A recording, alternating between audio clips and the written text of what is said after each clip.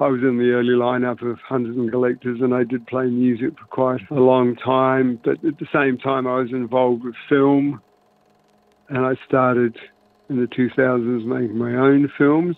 I always loved that look of high 8 and 8mm film.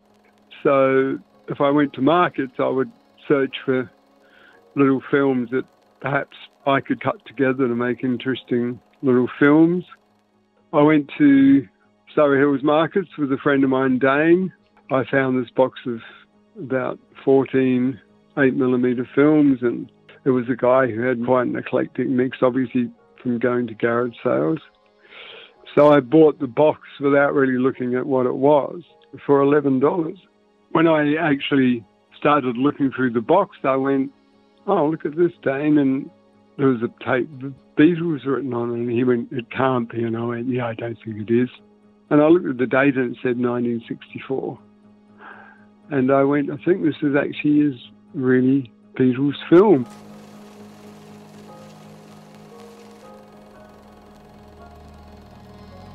I looked at the name and it had Gil Wahlquist, and I actually Googled him, and he turned out to be quite a fascinating character, including the fact that he wrote for the Sydney Morning Herald from 1958 until 1974, wrote the music column for them, and of course covered the Beatles.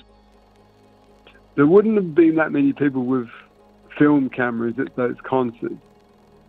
From the footage, it looks like he's sometimes on stage, filming down on Ringo, and it is almost like a cinema verite, that kind of has that edge to it where it's really personal footage of the Beatles rather than a professional setup. So he catches the Beatles in these quite beautiful moments in that little bit of film, where John's looking at Ringo and smiling at, and George and Paul are singing together. And I mean, it looks almost like, for want of a better term, a punk rock film, because it's them in the raw, so to speak.